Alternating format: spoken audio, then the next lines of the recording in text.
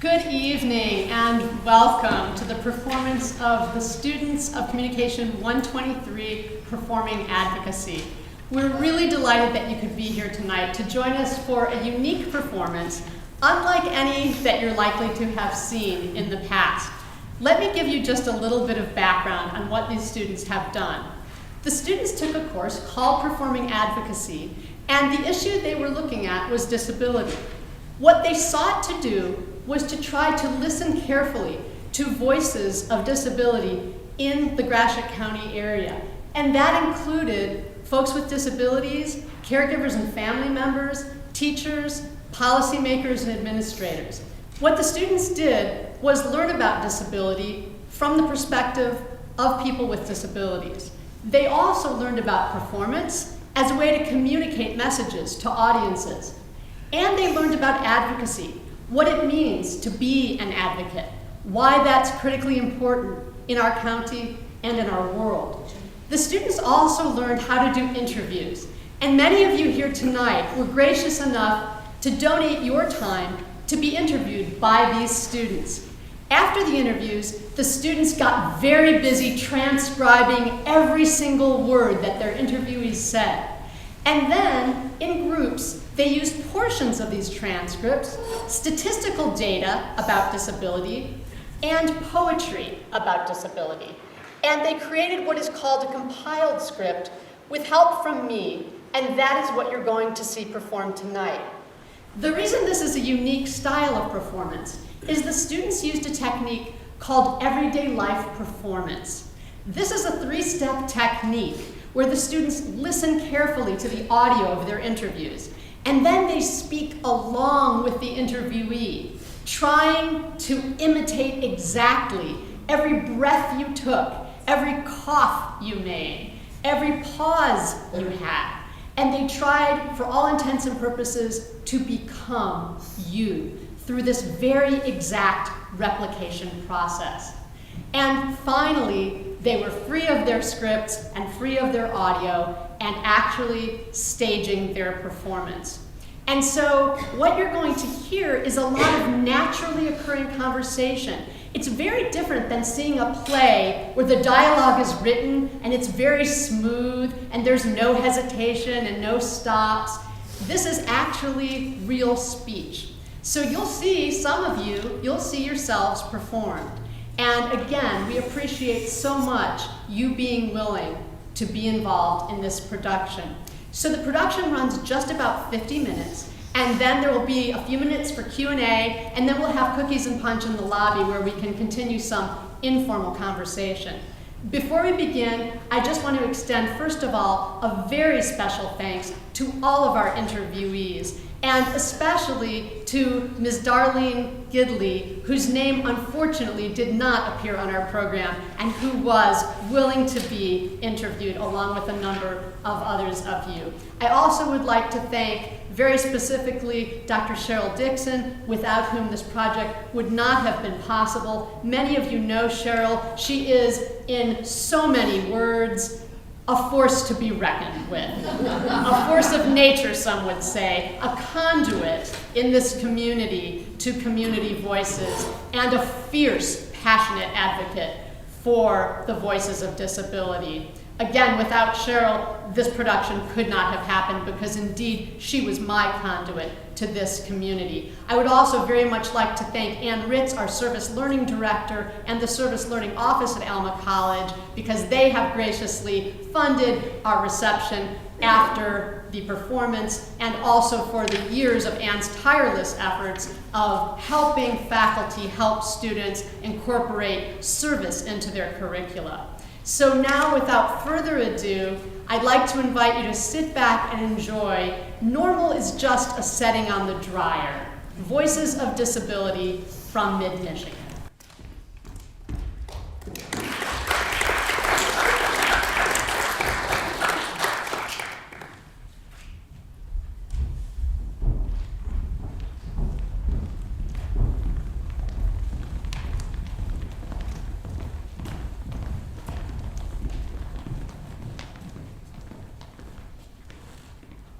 Rest down, rest down, rest down, rest down, rest down.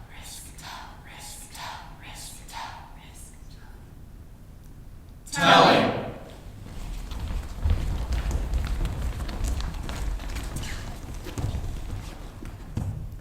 What you risk, telling your story. You will bore them. Your voice will break. Your ink will Spill and stain your coat. No one will understand. Their eyes. Become fences. You will park yourself forever. On the outside. Your differentness once. And for all revealed, dangerous. The names you give to yourself will become epithets. Your happiness will be called. Bravery. Denial. Your sadness will justify their pity. Your fear will magnify their fears. Everything you say will prove something about. Their God or their economic system. Your feelings that change day, Today, kaleidoscopic. Freeze in place. brand you forever. Justify anything they decide to do. With you.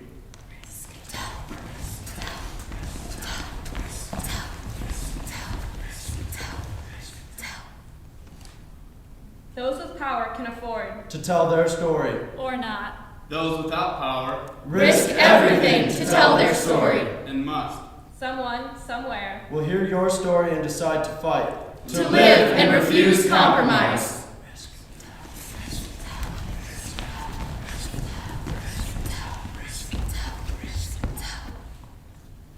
Someone else will tell. Her own story. Risking everything. 56.7 million Americans. Have some type of disability. And out of this number, An estimated 38.3 million. have a severe disability. Michigan has the 5th largest autism population. As compared to other U.S. states. About 40% of children with autism do not speak. About 25 to 30% of children with autism Has some words at 12 to 18 months of age. And then lose them. Others might speak. But not until later in childhood. 13.2% of people in Michigan. Have some sort of disability.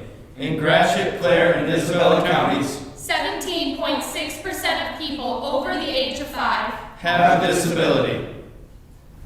The last time we saw her was just a few days before she died. She had put on a little weight and, well, they thought she was doing better. So they moved her out of a crib with a cover over the top and they put her in a regular bed with side rails. And after she had sat up for a while, so the food would go down, they put her in the bed. Anyhow, she rolled over and got caught in the bed rail, and that's how she died. Those without power. Risk everything to tell their story.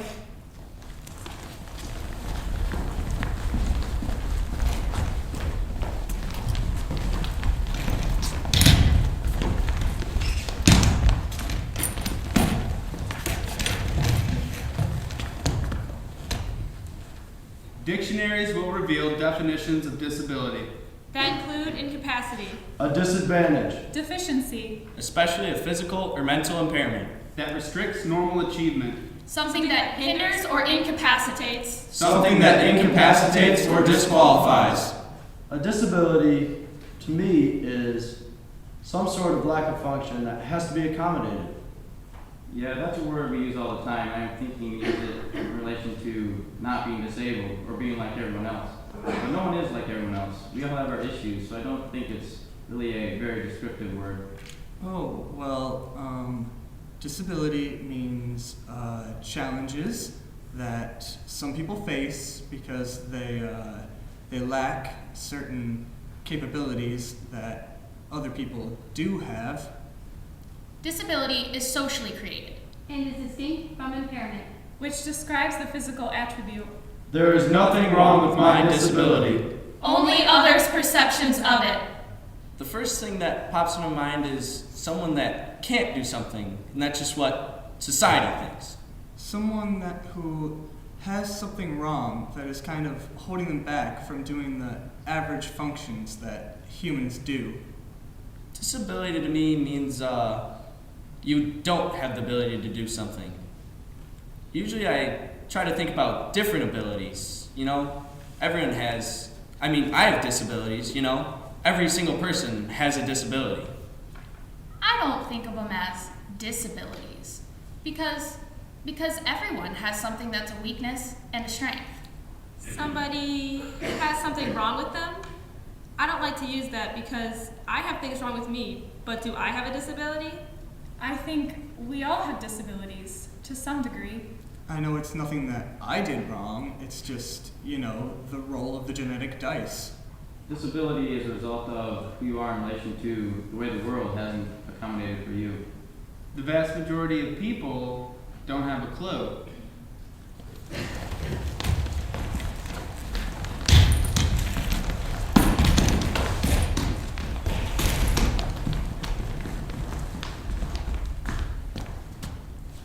Thousand Island.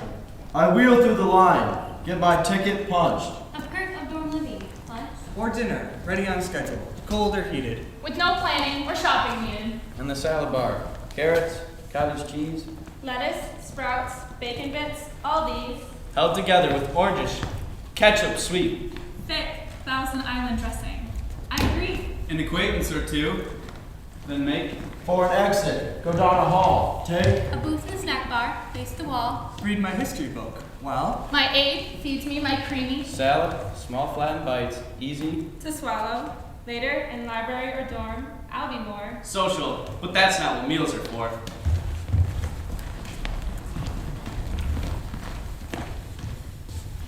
For 4 years, I ate mostly apart, often silent.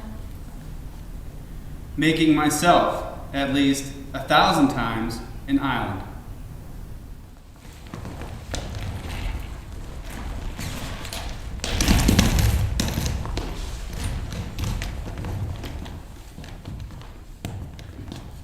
People with Physical disability make up the largest minority group of the U.S. There isn't a normal. I think everybody excels and is disabled in some way. I can't run a marathon. I can't do physics. Is that a disability? I wouldn't say so. Normal, I think, is probably a myth. What's normal to me is obviously not normal to you or her or, Normal doesn't mean anything. Nobody's normal. Everybody else is normal. Don't assume anything about someone until you know who they are. Normal means what the average person is, and I myself don't. I try not to be very normal because I like to be different. Some disabled people describe How they were subjected to numerous painful surgeries. And medical procedures. When they were young. Not so much, they believe. To increase their comfort. And ease of mobility. But to fulfill their family's wishes. to make them appear More normal. my normal is different than your normal, different than everybody else's normal. Being with my boys is everyday life. You get people saying, how can you do that? How can you do that? And it's like, hey, this is my life. This is normal for me. I think you should be proud of being different. No one should judge you for being different. The dictionary definition of normal is conforming to the standard or the common type. It's a joke. It's just a setting on the dryer. One term I really do not like is the term retarded, because a lot of people use the term retarded when they're talking about stupid people.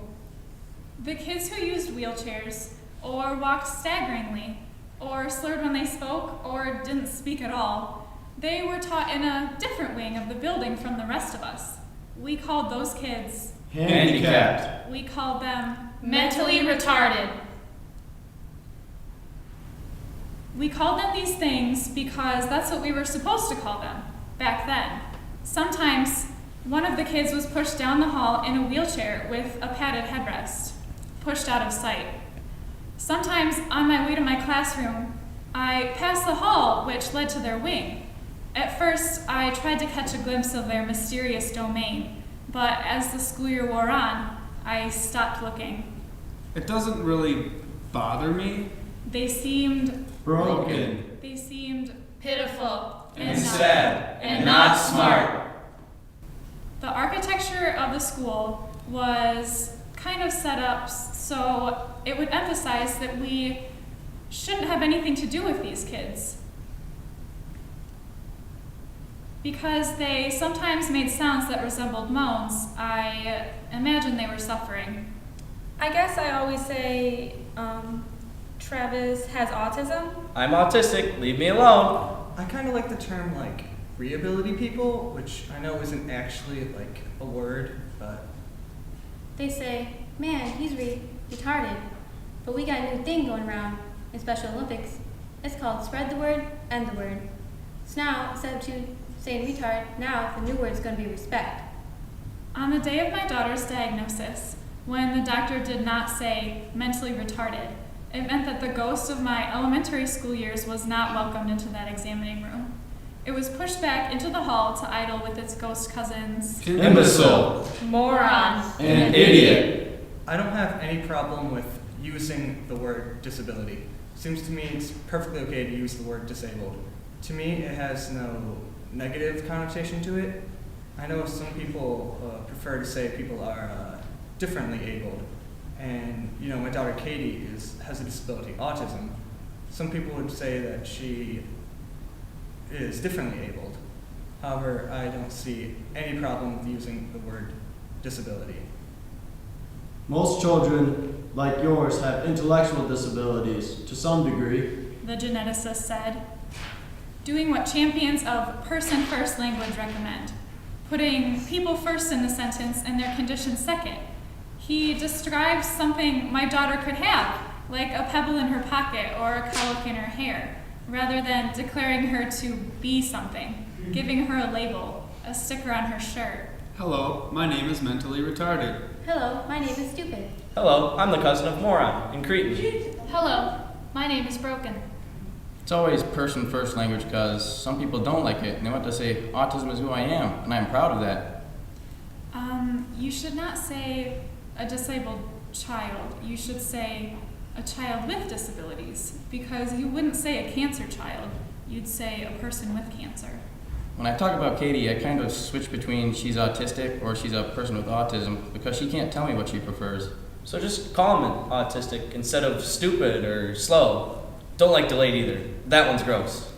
By their first names. Michelle. David. Travis. Katie. Stuart. Evan. Kyle. We're all human. I've tried to give my daughter a language she can speak. If asked to, she can point to her nose, eyes, ears, mouth, arm, leg, foot, shirt, pants, shoe, sock, tongue, or toe. But she cannot say a single one of these words. She understands several hundred sentences. Take off your hat. Do you want to go for a walk? Put the toy in the bin. Stop throwing crackers. Do you want some cheese? We're all done watching this television show. She often cries in response to this last one, but can't say anything in protest. She can't really speak like fluently. She knows words, but we understand what she's saying, but we try to help her say the names of things. My daughter's favorite TV shows are programmed into the app. To search for them, she first must hit look on the main screen. That then brings up a second screen, which brings up the icons that allow her to say Sesame Street. Yo Gabba Gabba and Super simple songs. While I had my back turned, cutting carrots for dinner, I heard a beautiful phrase floating over the dining room table and into the kitchen. Look, super simple songs. I turned around. My girl's blue eyes were shining. Her mouth opened into a smile, exposing widely spaced teeth. My girl wanted to watch Super Simple Songs. I walked over and hit Play.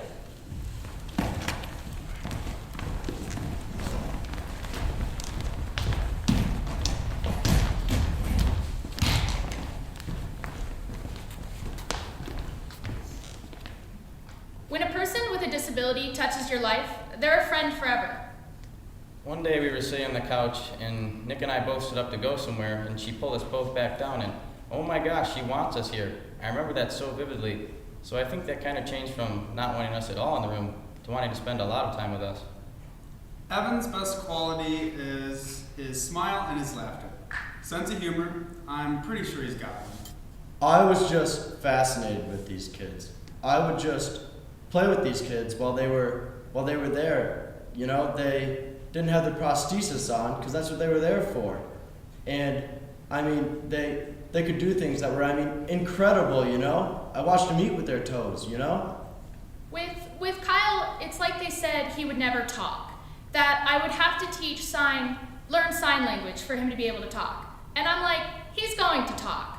I'm not gonna listen to him pointing at stuff and grunting at stuff. And, you know, I knew.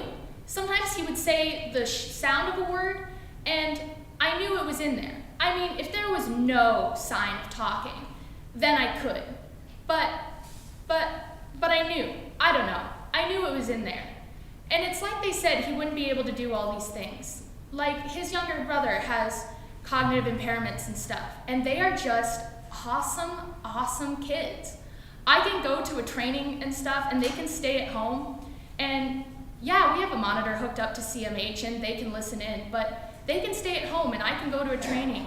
And it's just, that at one point never would have even been the dream. I work full time. That's something that never would have even been something that could have happened. He wants to go to college. That's, viewpoints are different, but I'm not saying no. But the fact that they said he would never read, never be able to do all this stuff. She's only being nice. And if she ever does get mad and she accidentally hurts someone, it's never on purpose. I really do think her greatest strength is her happiness and being content in the world, like most of the time. And not caring that she doesn't have the latest app or clothing or whatever, just so much in the moment. He loves to run, and he's a really good smiler. He whenever he smiles, truly smiles, he doesn't hold back, and it just makes you smile. He loves to run, he's very fast. He doesn't hold back. Like my mom said, he's very in the moment. He's a very good helper. If I'm doing something, he wants to help. It is the barriers Both physical and attitudinal, that need to be changed, not the impairments. or the bodies with which we live.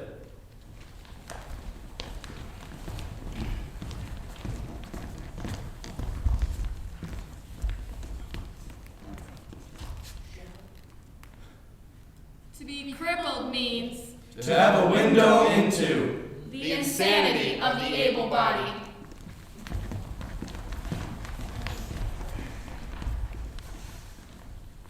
To be crippled means to see the world Slowly and manically. To translate. To record. To adapt.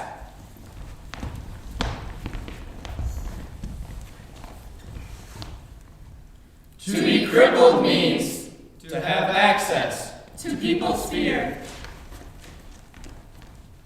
of their own. Eroding.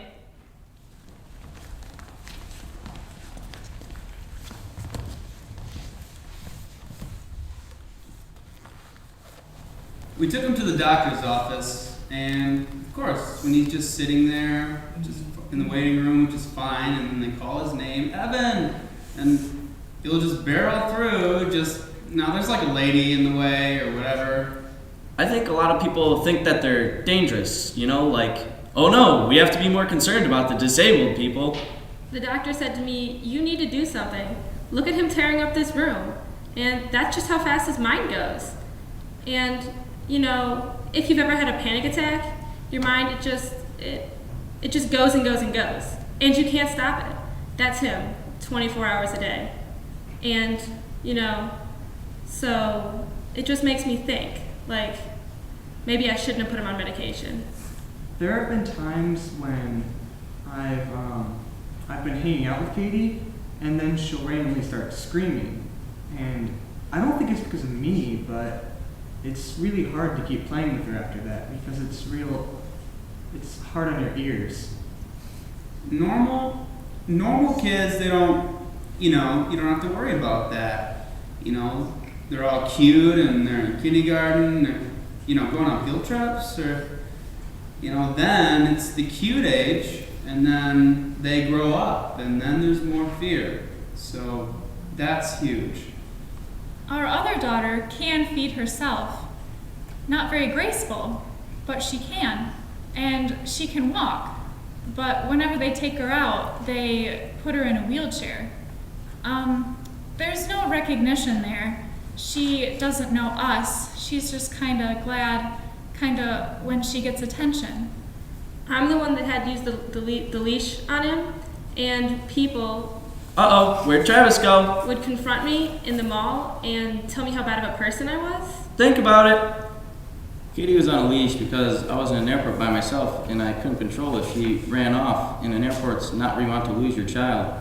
And someone called the lady, the guard or whatever, security person, and they wanted me to move her closer to me and just, how can you do this? She has every right to be wherever she is, and so what if she's on a leash? And that's really the only blatant kind of, you shouldn't be letting her be here like she is. People saying, how can his mom let him get engaged? How can he, handle getting married? And we're like, you know what? He has just as much rights as everybody else. Yes, they'll need more help, but who says that he does not deserve to be happy? He didn't know how to focus his anger on certain things, so he just banged his head on whatever.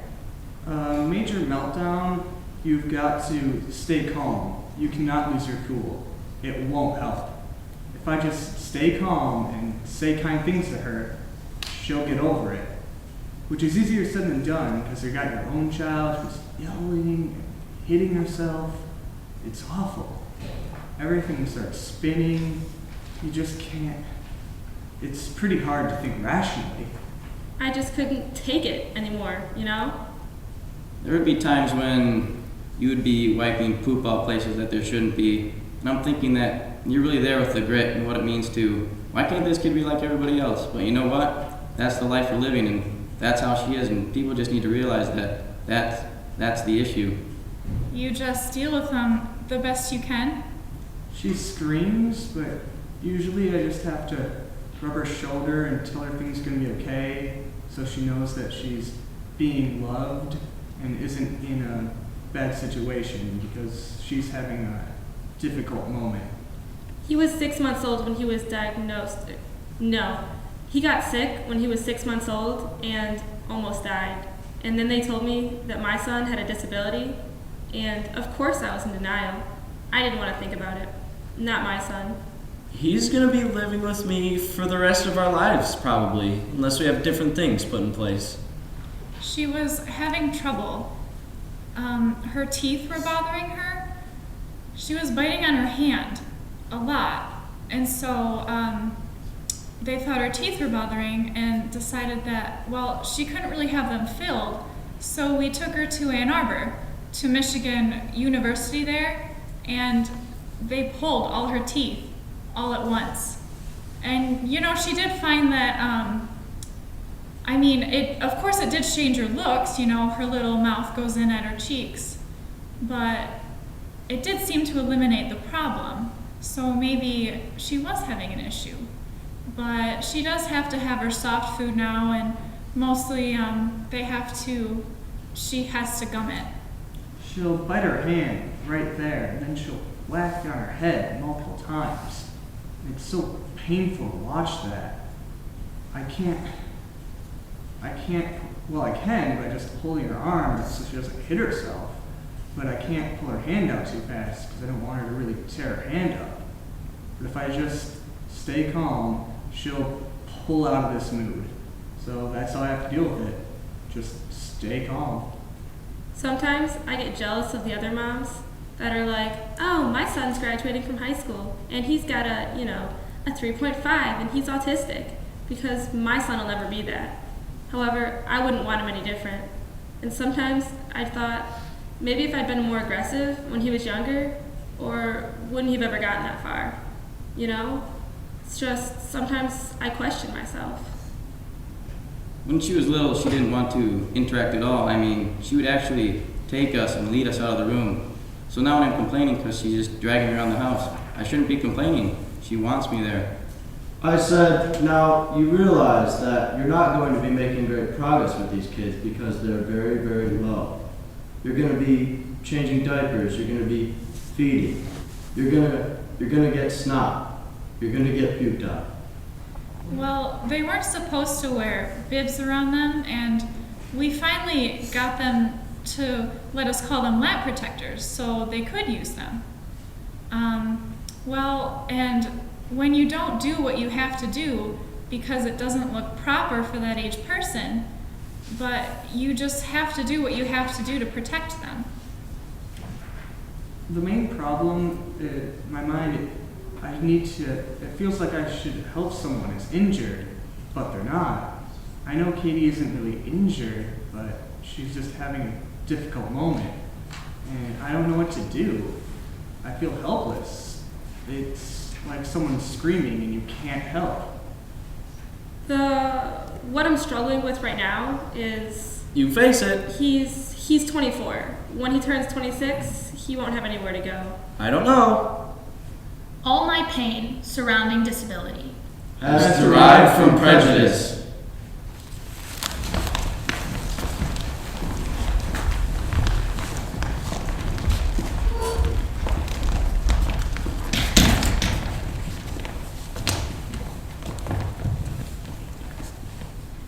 Avoiding? Rigidity. It's the medicine that makes me shake, not the disease, I said. Then why take it? She said. If I stopped, I wouldn't be able to walk, I said. My body would become rigid. Rigidity seems better than all of that shaking you do, she said. I'd rather shake than not be able to move at all, I said.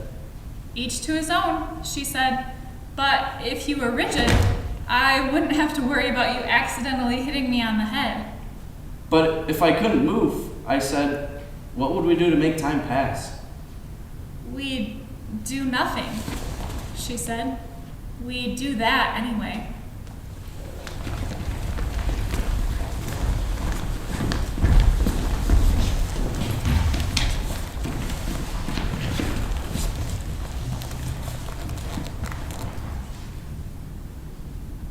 Probably her greatest weakness or challenge is just her inability to communicate. So if she's crying, we don't know why that would be. And also, like today on this walk, she was happy, and all of a sudden she just burst into tears, and yeah, it's frustrating. We only knew why. Recently, we did have a situation where the police were involved because Stuart left the building. And unfortunately, they don't understand autism, so we're going to take him down because he's not listening. Except for, does he really understand what you're asking? His reaction is more, I don't understand, I'm trying to get away. Not because he's being criminal, but because he doesn't understand because of his autism. So it's just that uninformed, not knowing, not having an education. So hopefully our plan is to work with Gratiot CMH to get help through there. It's for police officers to be able to understand people with mental illness and developmental disabilities. The physical health aspect is so easily looked at. When someone says, I have diabetes, okay, yeah, I know what that means. But someone says, I have schizophrenia, that's a whole different look and a fear. And so educating and keeping on doing that is kind of foremost in getting these people to be accepted until people can realize that the mental illness is just as easy to work with as the physical illness. The improvement part would be the communication, so we could really get information to us, so we knew. If you could tell people how you feel. Good. How to explain sometimes how you feel or how you react to things because of the autism. Yeah. What would you tell them? I feel fine. You feel fine. Yeah. To explain how you feel sometimes. Or, you're happy, right? Like, exactly the way you are. You're happy. Kyle, you're happy. If people just left you alone, you'd be a happy camper, right? Yes. It's like what people bring on to him that causes the problem. If we just left him alone, let him do his own thing. According to the Individuals with Disabilities Education Act, Students with a disability have a right to a least restrictive environment. Meaning they have the right to the opportunity To be educated with non-disabled peers. It's a self-perpetuating thing where people are afraid to have their kids exposed, so then nobody gets used to having kids with disabilities around. And then you don't get out of that cycle until someone says, wait a minute, so what if the kid's running around, banging into things, touching things? Is anybody hurt? No, so let's just let them be and get used to it. If people would just be open-minded and, whatever, if he's over there rolling on the floor, who cares? So what? If he's not hurting you or anything like that, well, just let him be. So that's just Evan.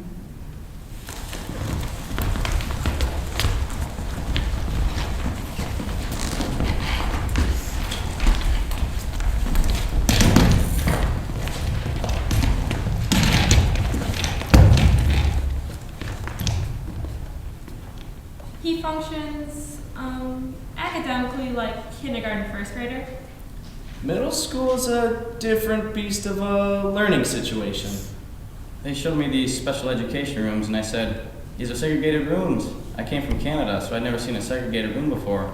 And wow. Sometimes inclusion is good for the other students, just to have the experience. I knew he had a brain injury, and I knew he wasn't going to be valedictorian of his class. But when I sent him to kindergarten, they treated him horribly. Horribly. He so-called graduated from middle school. It was getting to be a yelling session every day, and he was only going for half a day. But it was the worst year of my life. They know that it's actually not legal. You can't make me put my kid into a segregated classroom. And they were like, well, they can't sing. But I said, they enjoy music, so why can't they be in a music class? Why do you want to put them in reading? Why do you want to mainstream them into an academic where everything's about their head?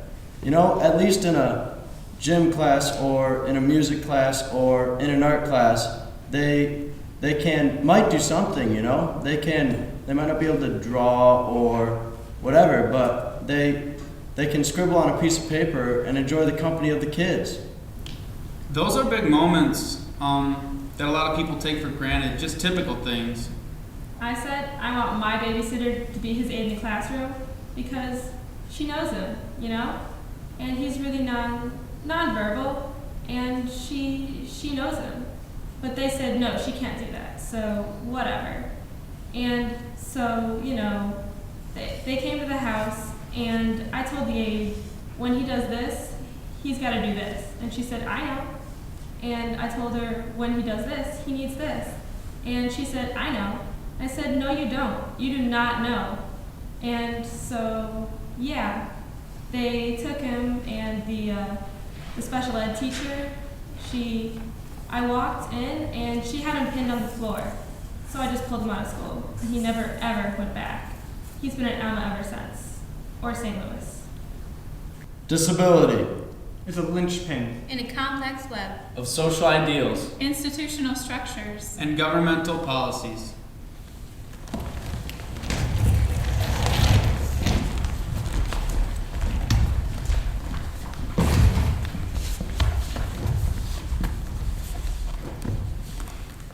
in Gratiot, Clare, and Isabella counties 17.6% of people over the age of 5 have a disability. Community mental health serves about 1,400 people a year. I told him he's going to summer school at the community mental health, and he said, I'm not going. So I told him he's going to party club at the CMH, so now he wants to go. You've sometimes gotta rearrange the words a little bit, because if it's party club, he'll go. But if it's school, he won't. Same place. You gotta do what you gotta do. I like this game. It always comes down to money. We're what's called the public safety net. Without us, where would people go for service? Whenever they make cuts, they make them in the disabled and the elderly. I made the government. Autism is the fastest growing developmental disorder, yet the most underfunded. Probably the most problematic for us is funding. the lack of funding, that there never seems to be a sufficient amount of funding, and that across our state, funding is not equitable. So not everybody gets the same amount of money. So in one county, I'll use Oakland County, they're sometimes receiving 3, 4, 5 times the amount we're receiving per person. So our ability to give services, same people, same needs, is much more limited than it is in that county. So if you're lucky enough to live in a county that does have really solid funding, then you have access to a lot more services. So that's a problem area for us. There's just not enough money. If you have a low income, those folks can get a little bit more help from things like respite care things. When your child becomes an adult, like when they turn 21 or 18, you can then apply for guardianship, and then you can get Medicaid and then a few more services through CMH, but there's just not a lot around here. Some kind of funding for special needs people, because they can't help the way they were born. They can't help their so-called disability. The drop-in is a program where people, adults, who have a mental illness, but they don't need to identify themselves as such, can kind of go to hang out. There's other peers that are there. I wish there was like a job center where we can get our kids in the community, which is what I want to work on. And also things like recreationally, if there were more leagues, like this Project Unify we started, where our kids can just play with regular people and see how that goes. The individual has the right to be able to say, these are the services that I want. These are the services that I want other people to be involved in or not involved in. There's legislation involving person-centered planning regarding self-determination, so those folks can have a say in how they want to live their lives. I was able to get the subbing job on my own without having people help. Our church family is very supportive. Do they understand everything? No, but they understand that the Thalens are a good family, and luckily we were blessed, a small community, to have others. Everyone together has really supported us, to have other people, to hang out, bounce off ideas. Sometimes you'll see crews out in the community, working at the gas station or something, doing some sweeping or some cleanup or whatever, at hotels, making beds. So there's a variety of different jobs available. And those are some of the services that we would help fund. We've been real pleased with the Special Olympics. They've been good, and Cheryl's participated every year that she could. It's not just for the totally people like in wheelchairs, on crutches. There's athletes like me and Michelle. We have a learning disability that do it. There's people that have autism, are involved with it. I love doing Special Olympics with him. I like doing it. He does track, basketball, and bowling, and the state games are just fabulous. So there's legislation regarding person-centered planning and self-determination, and so people have the right to say how they want to live their lives. I like doing poems. I have a whole bunch of them at home.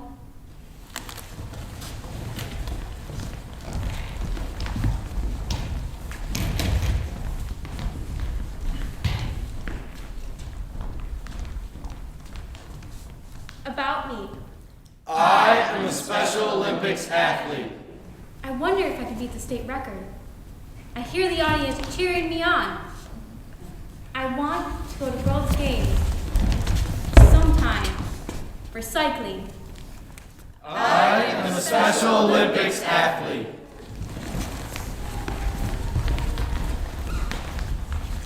I used to pretend to be a monkey when I was little.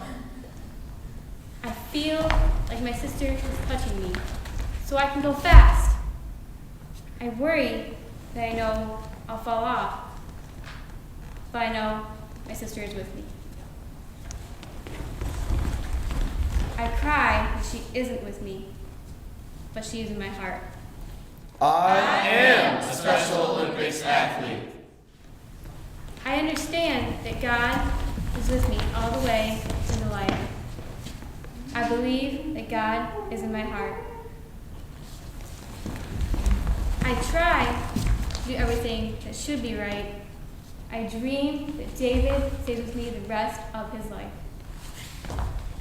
I am a Special Olympics athlete.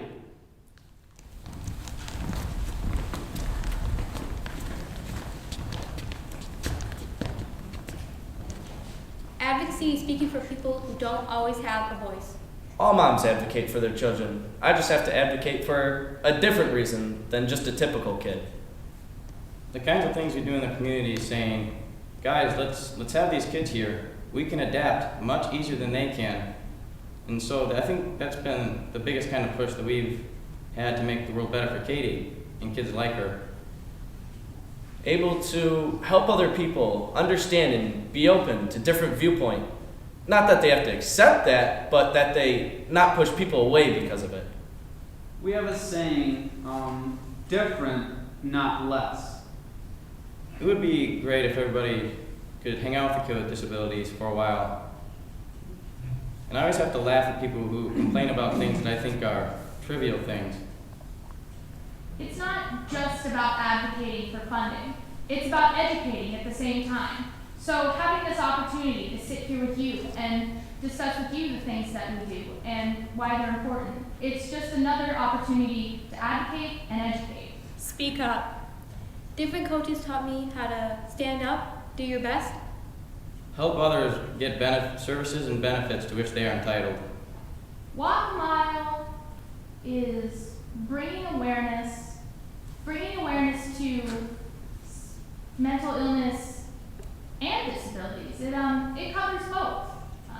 You don't actually walk a mile, but it's kind of like it's a rally, and people can talk to legislators and stuff.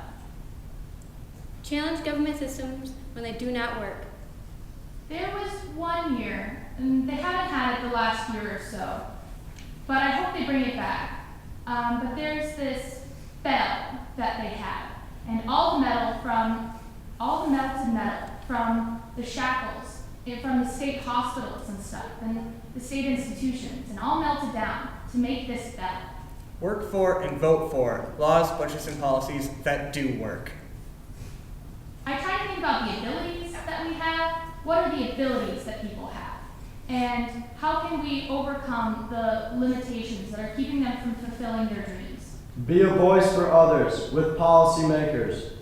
I think if you're a parent of a special needs child, you have to be their advocate. Being his voice, making sure that someone's got his back, I guess. Giving a voice, we especially think of the nonverbal and how, obviously, well, we don't totally know what they're trying to do, but if we create an environment where they can just kind of be, and how we try and understand and help others understand, that to me would be the advocacy part. I think if people realize what autism was and realize that it's not all the same, then people wouldn't be like, oh, I know an autistic person. That must be how like Stuart is. Somebody has to speak for him because he can't speak on his own behalf. There's that saying, just because you can't speak doesn't mean you don't have something to say. I wish there were more parents out there to do that. Keep working. You are at some point going to age and not going to be able to walk as well. And who all knows what will happen. So we should just be a little more, how do we make it work for everyone in the world? I wouldn't change Travis for anything right now. I gotta do my work.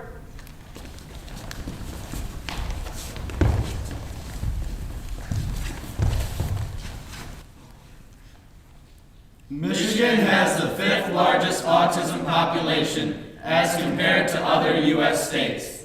13.2% of people in Michigan have some sort of disability. 1 in 5 people have a mental illness, and you don't know who those folks are, and nor necessarily should you know who those folks are, unless there's a physical disability attached to it.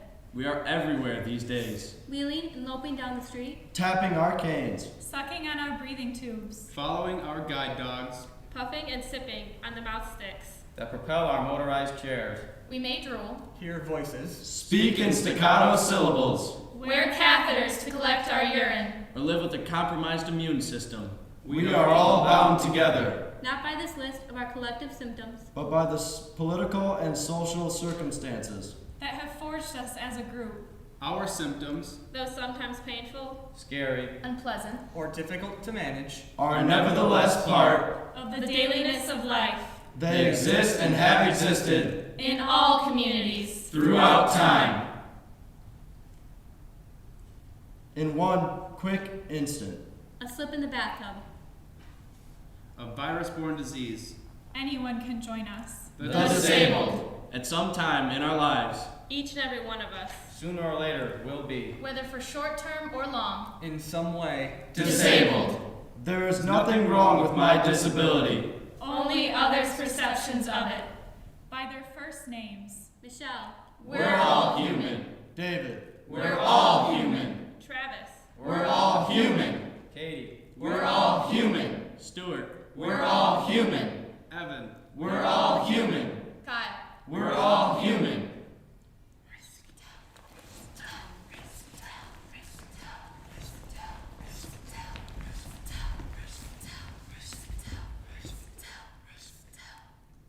Those without power. Risk everything to tell their story. and must. Someone, somewhere. will hear your story and decide to fight. To live and refuse compromise. Someone else will tell. Her own story. Risking everything.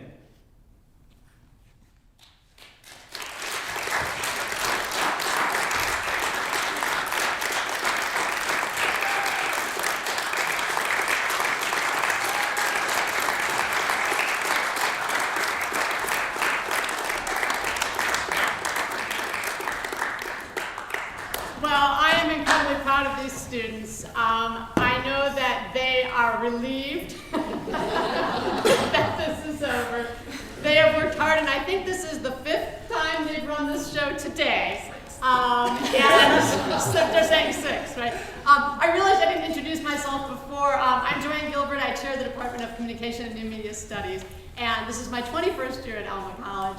And I really find this kind of work with students immensely gratifying because they learn so much, not just about the issues they're studying, but about the power of performance to communicate those issues. And I think they also learn a lot about themselves. They have come together as such an incredible team here. And I know they'd be very happy, as would I, to answer any questions you might have. So if you have a question, please feel free to ask. Nobody here is shy, so.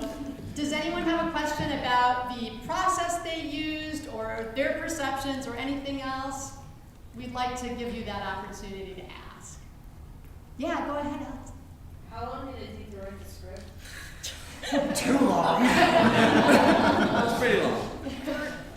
24 hours. I'm gonna go, it took 24 hours overall, but that wasn't like all together. It was like 5 hours and then like. There was a process they followed. So what happened is there's 9 of them. So in groups of 3, they all did small group scripts where they all took their favorite pieces of their transcripts of the interviews, and they all took statistics, and they all took poetry, and each group came up with a script. And then one person from each group was in a final group that we called the Weavers, and those Weavers each represented their group script, and they had to weave them together into a bigger group script. And then they gave that to me, and then I basically doubled it. They gave me about a 13-page script, and I made it into about a 26-page script. Consulting with them. We tried. Because, that's right, had I not done that, you would have been out here half an hour ago. But I consulted them to ask them, okay, you were great at cutting, now what if you had to put back in pieces that you thought were really important? And they all looked at their interviews and said, oh, I wish I could have included this. I wish I could have included this. This was really important. And so we got to put some stuff back in as well. And so the entire thing was really a process of about a week of the scripting, I think. That was a good question, Alex. Thanks. Yeah, sure. Maybe because I had the conduit, I kind of knew who was who as we went on, so I know she's going to say that, she's going to say this. But was there any moment, any of you, that things kind of just came together and you said, oh, I have a glimpse into the world of disability? I mean, I know most of us here are fairly immersed in it, but for you, who probably aren't that university, was there a moment, and what made it happen to you? Oh, I have a sense now of what's going on. I would say, when we were making the scripts, it was kind of hard to really take everything in. You're trying to look for buzzwords, important points.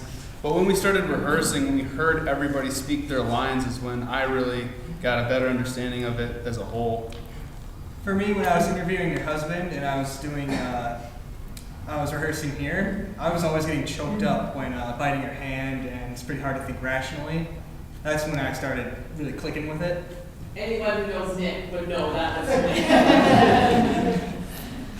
Personally, during the interview, I interviewed Lisa and Travis, and we were in Stucci's, and just everyone's being real, loud, and I'm trying to interview, and Travis just jumping up. I don't know if you noticed, but we did have Travis included in here, and she just kind of rolled with it. It was just, whatever he wants to join into the conversation, it's no big deal. I think I was one of the weavers who had to. We used a Google Doc. It was great, so we didn't have to actually look at each other while we did it.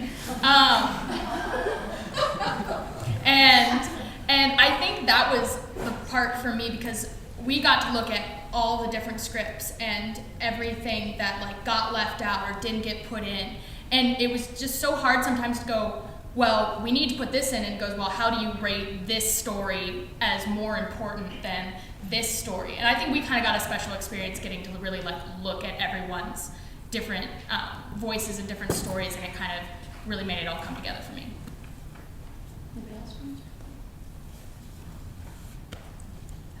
I was just curious if any of you guys have any family members who have disabilities, and how this, if so, how this kind of resonated for you.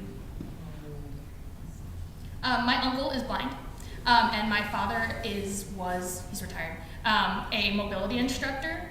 And so it was interesting that I only kind of knew vaguely from my uncle just one portion of the disabled community. And so that was kind of interesting for me when we would do little parts of that. And then this focus was kind of so much on mental illness or autism, and getting to see a different part of that for me was really interesting.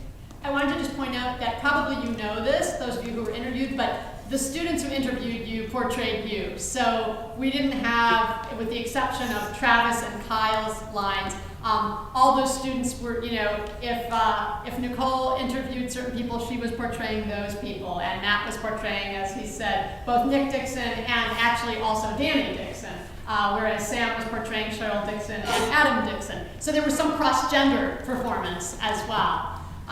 Any other questions that you'd like to ask? Yeah. Going forward, share what your future thoughts might be on. When we met with the three kids, Alex, I'm like, he's not going into this field, but he's going to be an amazing dad because how he worked with Stuart. And so just maybe sharing some thoughts. Yeah, and let me just frame that for the audience. We had one of our weekends, the students came to the rec center, and we had several of you be willing to come with your kids, several teens who have autism, and these students facilitated some games, which was great fun, and we think the teens really enjoyed it, and Stuart's here, I think he enjoyed it, he seemed to a lot. These students enjoyed it, so that's what Cassie was referring to, is that they got to interact, and that's one of Cheryl's real wonderful suggestions, and you could hear that in the interview. It was a part that Sam performed, that if people would just hang out with kids with disabilities for a while, they would learn a lot, and I think that was what happened. So I guess Cassie's question is really, where do you go now with your advocacy? Alec? I think from here on out, volunteering is a source of advocacy, but it's not really a true form of advocacy. So I think more or less to be more involved is to do more stuff we did with Stuart, to make either play dates, I don't even care, I'll go over to the house and all that stuff. So just make up fun stuff to do with people and just become comfortable around everyone. So. Well, for me, the weekend that we spent hanging out with your children, and also going to the Dixon's house for the interview, and also listening over and over to their voices for me to get a window into their actual lives. It was an invaluable experience for me since I'm going to go and be a teacher, and since these kids are going to be mainstreamed in my class. So many ways I could use this knowledge. Somebody else, someone we haven't heard from yet? I thought when we were in the rec center and we were with your children, I was just amazed at how they have adapted to almost deal with the disability that they have. And like Evan would clap to say yes, and just, I thought that was just amazing how everybody has disabilities and everybody has to adapt and almost comfort themselves with how to get the job done or whatever. So I thought that was just amazing. Okay. Well, the play date with the kids was great. I had prior experience with the Project Unify program, and just being around these kids, and like the sports teams would volunteer at this program and everything. And it's really, I don't know, it really resonates with you that these kids are just different. Like, we all have differences, and it's really not a big deal. So.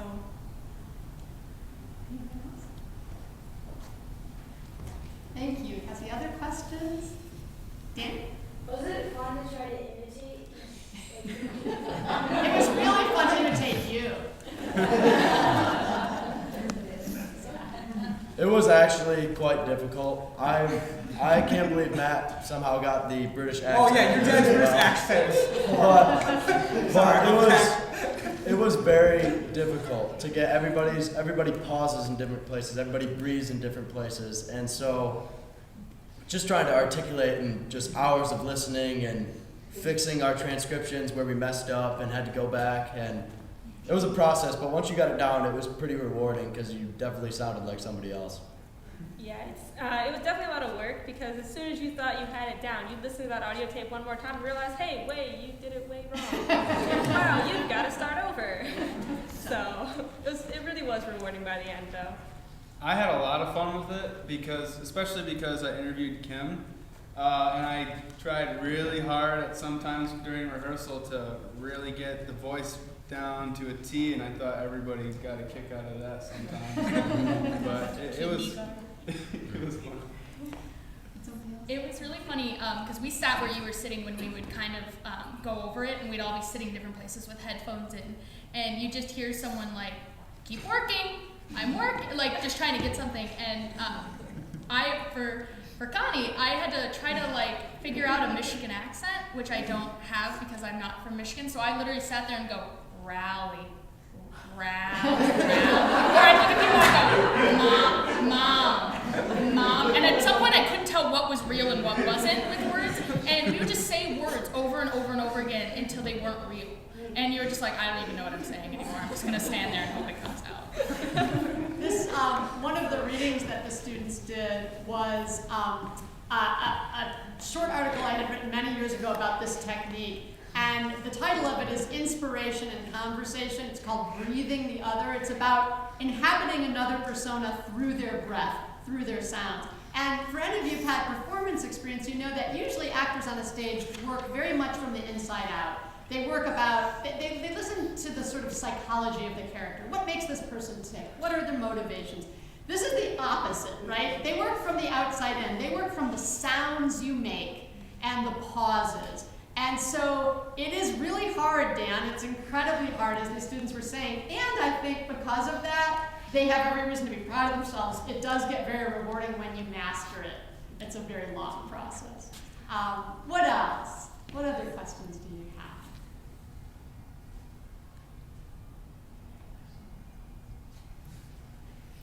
Anything else you would all like to say? Any comments or insights or? Thank you to the interviewees a lot. Yes, thank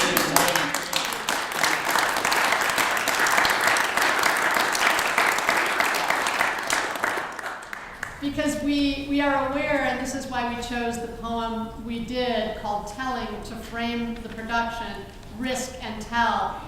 We're very aware that there is a risk in telling your own story.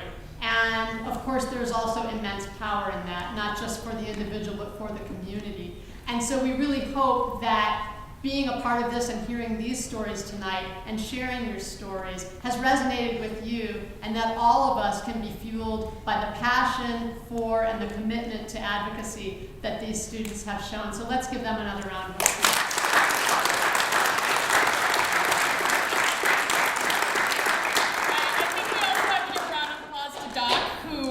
Always had somewhere between like encouraging and putting the fear of God into you.